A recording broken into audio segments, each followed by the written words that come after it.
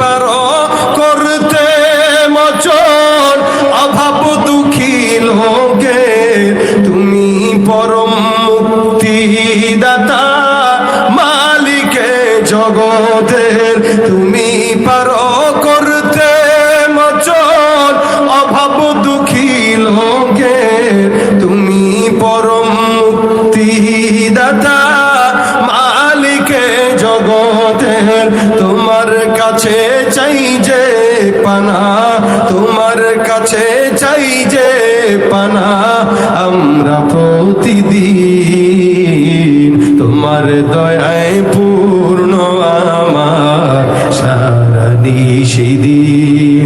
আল্লাহ তুমি দয়ার সাগর, আল্লাহ তুমি দয়ার সাগর, রহমানুর রহিম, তোমার দয়ায় পূর্ণ আমার সারা নিশিদিন। কার দয়া?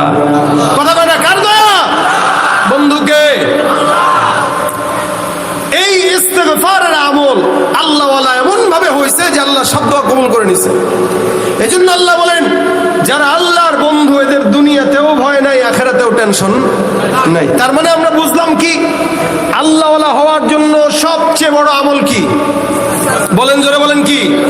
ইস্তেগফার। কারণ আমাদের গায়ে গুনাহের ময়লা ভরা, আমরা কাপড়ে একটু ময়লা দেখলেই ময়লা লাগতেছে ময়লা লাগতেছে বলি কিনা বলি? কাপড়ে ময়লা লাগলে সহ্য হয় না, বারবার তাকাই, ধুয়ে ফেলি, খুলে ফেলি।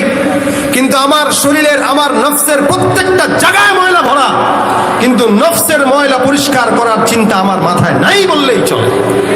নফসের ময়লা দূর হয় কিভাবে? ইস্তেগফারের আমলে। বলেন নফসের ময়লা দূর হয় কিভাবে? ইস্তেগফার। কেউ ইস্তেগফার করবে একবার, দুইবার, তিনবার, 100 বার, 200 বার, ইনশাআল্লাহ নফসের ময়লা দূর হয়ে নফস সাদা হয়ে যাবে।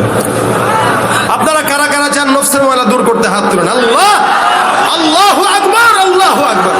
আল্লাহ তুমি আমাদের নফসের ময়লা দূর করে দাও। ইস্তেগফার এমন একটা আমল যে আমলে বান্দার রিজিকের ওসাআত হয়। সুবহানাল্লাহ।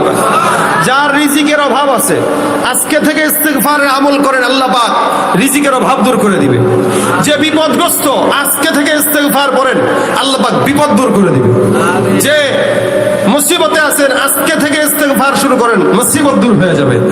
অর্থাৎ এমন কোন বিপদ বালা মুসিবত নাই যা ইস্তেগফারের মাধ্যমে আল্লাহ দূর করেন না। সুবহানাল্লাহ। এই জন্য নবী করিম সাল্লাল্লাহু আলাইহি ওয়াসাল্লাম হর রোজ 100 বার ইস্তেগফারের আমল করতেন, বেশি বেশি ইস্তেগফার করা। মহিলারা কাপড় ধুইতেছে আস্তাগফিরুল্লাহ, রান্না করতেছে আস্তাগফিরুল্লাহ, তরকারি করতেছে আস্তাগফিরুল্লাহ, ঘর ঝাড় দিতেছে আস্তাগফিরুল্লাহ, বসে আছেন আস্তাগফিরুল্লাহ। হঠাৎ করে আপনি বসে রয়েছেন, মনে নাই, মুখ দিয়ে উল্টাপাল্টা কথা বলতেছেন, ইস্তেগফার করে নেন। হ্যাঁ, আপনি ইস্তেগফার করলে কেউ কে আপনারা বলবে দরবেশি করে, ভিজা সুফি, চিনি না, আমার লগে কত কিছু করছো আর এখানে ইস্তেগফার করো না। এরা হলো শয়তান। কথা বলে না কি? মনে রাখবেন, গুনাহ বান্দা করবেই, অপরাধ করে না এমন কোন বান্দা নাই। অপরাধ করা দোষের না, অপরাধের উপর অটল থাকা দোষের। কথা কয় না?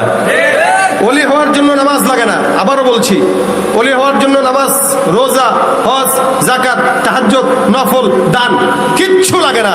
ওলি হওয়ার জন্য বেশি বেশি তাহাজ্জুদ দরকার নাই, ওলি হওয়ার জন্য বেশি বেশি ইবাদত দরকার নাই, জিকির আজকার দরকার নাই। তবে হ্যাঁ, ওলি হওয়ার জন্য একটা জিনিস দরকার, কি সেটা জানেন? গুনাহ থেকে বেঁচে থাকা। বুঝেন নাই মনে হয়? ওলি হওয়ার জন্য সবচেয়ে বড় আমল যেটা, সেটা কি? গুনাহ থেকে বেঁচে থাকা। আপনি তাহাজ্জুদও পড়লেন, আপনি হেজাবও লাগাইলেন, আপনি তাসবিহও নিলেন, আপনি হজও করলেন, আবার ওদিকে যায় মন্দিরে ঢুও মারলেন। আমরা আমাদের স্বৈরাচারী সরকারকে এগুলাই দেখেছি করতে। একদিকে তাহাজ্জুদে পড়ে ঘুম থেকে উঠলে কোরআন ছাড়া কিছু দেখে না, আর ওদিক দিয়ে কোরআনওয়ালা যারা এদের জবান বন্ধ করার জন্য চক্রান্ত করে।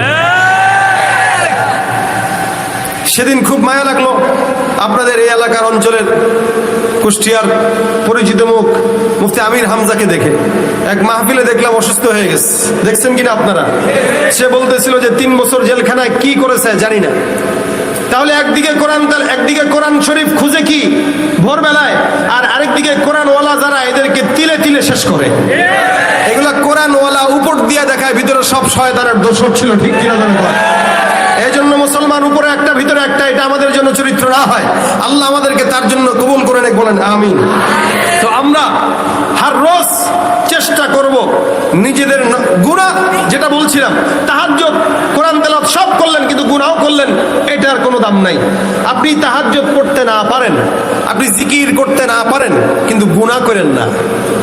তাহাজ্জুদ বেশি না পড়লে আল্লাহ পাক ধরবে না, জিকির না করলে ধরবে না, দান না করলেও ধরবে না, কিন্তু গুনাহ করলে ধরবে। সুতরাং বেশি তাহাজ্জুদের দরকার নাই। আপনি 5 ওয়াক্ত নামাজ ঠিক মতো পড়েন, মানুষের হক নষ্ট করেন না, আর গুনাহ থেকে বেঁচে থাকেন, আপনার মতো ওলি আর কেউ হবে না। এই জন্য ওলি হওয়ার জন্য সবচেয়ে বড় শর্ত হইল গুনাহ থেকে বেঁচে থাকা আর ইস্তেগফার করা, সর্বহালতে ইস্তেগফার যদি হয়েই যায়। ওই যে বলেছি গুনাহ করা দোষের না, গুনার উপর অটল থাকা দোষের। আমি এক সময় গুনাহ করেছি, হ্যাঁ আমি মাফ চাইলাম, এটা আমার ক্রেডিট। আপনি গুনাহ করেছেন, আপনি মাফ চাইলেন, এটা আপনার আল্লাহর দরবারে মাফ চাওয়াটা হলো আপনার ক্রেডিট। কিন্তু কেউ যদি বলে তোমার চিনি, তুমি এই করছো, এখন মাফ চাওয়া, অত সোজা? কপালে থাকবে কি জানেন? যে আপনাকে টিটকারি করলো ও জাহান্নামের আসামি হয়ে গেল, আর আপনি জান্নাতি হয়ে যাবেন। এই জন্য কাউকে টিটকারি নয়, হাসিবু ক্বাবলা আন তুহাসাবু, মুতু ক্বাবলা আন তামুতু। মরার আগে মরেন, হিসাব নেওয়ার আগে হিসাব নিয়ে নেন, তাহলে ইনশাআল্লাহ কবরে যেয়ে পস্তাইতে হবে না। এখানে কবরস্থান আছে না? যদি প্রশ্ন করার মতো সামর্থ্য থাকতো জিজ্ঞাসা করতেন। অধিকাংশ মানুষ জাহান্নামে যাওয়ার কারণ যেগুলো বর্ণনা করতো, ওগুলো শুধু নামাজ রোজার জন্য না, অনেক আনুষঙ্গিক কারণে। এই জন্য ভাইরা আমার, আজকে থেকে নিয়ত করবো আল্লাহকে বন্ধু বানাবো। আমার বন্ধু আল্লাহ, আল্লাহ আমার বন্ধু। এছাড়া দুনিয়াতে আর দ্বিতীয় কোনো বন্ধু আমার থাকবে। এই জন্য হাদিস শরীফে রাসূল বলেন ওয়াজাবাত, আল্লাহ পাক বলেছেন ওয়াজাবাত মাহাব্বতি, আল্লাহ পাক বলেন আমার মহব্বত তাদের জন্য যারা নাকি আমার জন্য একজন আরেকজনকে মহব্বত করে, যারা নাকি আমার জন্য একজন আরেকজনের সঙ্গে বসে। এই যে বসলাম কার জন্য? যারা নাকি আমার জন্য বসে, আমার জন্য শত্রুতা পোষণ করে, আমার জন্য দান সদকা করে, আল্লাহ বলেন তাদেরকে মহব্বত করা আমার জন্য ওয়াজিব হয়ে যায়। সুবহানাল্লাহ। এই জন্য ভাইরা আমার, আল্লাহকে ছাড়া দুনিয়ার কাউকে বন্ধু বানাবো।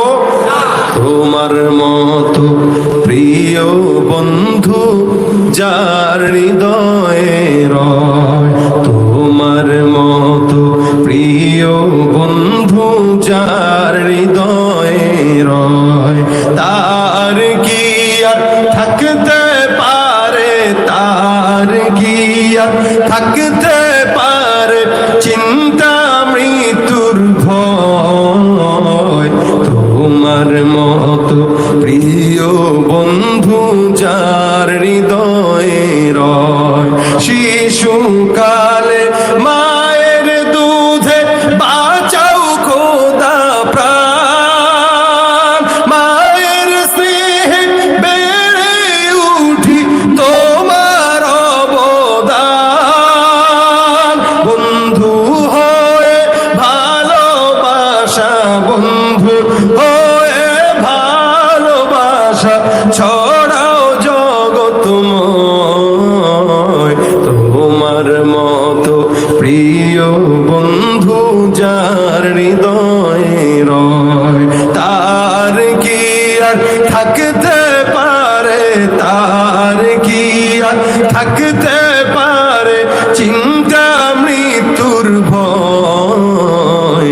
তোমার মতো প্রিয় বন্ধু যার হৃদয়ে রয়, তোমার মতো প্রিয় বন্ধু যার হৃদয়ে রয়। বন্ধুকে আল্লাহ যেন আমাদেরকে তার বন্ধু বানায় না, জোরে বলেন আমিন। এই জন্য বন্ধু হইতে আমল কয়টা? কথা কয় না, কয়টা? ইস্তেগফার কি? 1 নম্বর আমল কি? ইস্তেগফার। 2 নম্বর আমল কি? গুনাহ থেকে বাঁচা। বলেন 1 নম্বর আমল কি? 2 নম্বর আমল কি? গুনাহ থেকে বাঁচা। 2টা আমল করব তো আল্লাহ ওয়ালা হয়ে যাব, 2টা আমল করব তো ঈমানদার হয়ে যাব, 2টা আমল করব তো মুত্তাকি হয়ে যাব, 2টা আমল করব তো লাহুমুল বুশরা ফিল হায়াতিদ দুনিয়া ফিল আখিরাহ, দুনিয়া আখিরাতে আমাদের জন্য জান্নাতের সুসংবাদ থাকবে। আল্লাহ পাক আমাদেরকে যেন কবুল করে, বলেন আমিন। এখন থেকে, আজকে থেকে নিয়ত করবেন। আমার চিন্তা হলো আপনারা 10 জন যদি ইস্তেগফারের আমল করেন, আজকের এই মাহফিল 2 দিন ব্যাপী এই যুবক ভাইরা কত মুজাহাদা করে কষ্ট করে আয়োজন করেছে, এদের আয়োজন সার্থক। আপনারা বাসায় আমল করবেন, ইনারা ঘরে বসে সওয়াব পাবে। আপনারা আমল করবেন, আমি ঘরে বসে সওয়াব পাবো। আবার আপনি যদি কাউকে উদ্বুদ্ধ করেন, সে আমল করবে, আপনি নিজে সওয়াব পাবেন। নিজে পড়বো, অন্য কেউ আমল করার চেষ্টা, অন্য কেউ তাগিদ দেবো যে ভাই ইস্তেগফার পড়েন। অনেক সময় অনেক 2-4 জন লোক আড্ডা মারতে বসে যায়, তো গীবত শুরু হয়ে যায়। এই গীবত যখন শুরু হয়, আপনি জোরে বলে দিবেন আস্তাগফিরুল্লাহ আস্তাগফিরুল্লাহ। দেখবেন ওই 2 জন আপনার দিকে তাকাবে, কিরে আমরা গীবত কই, আস্তাগফিরুল্লাহ কয় কে, থাক তাহলে মনে হয় ভুল হইতেছে।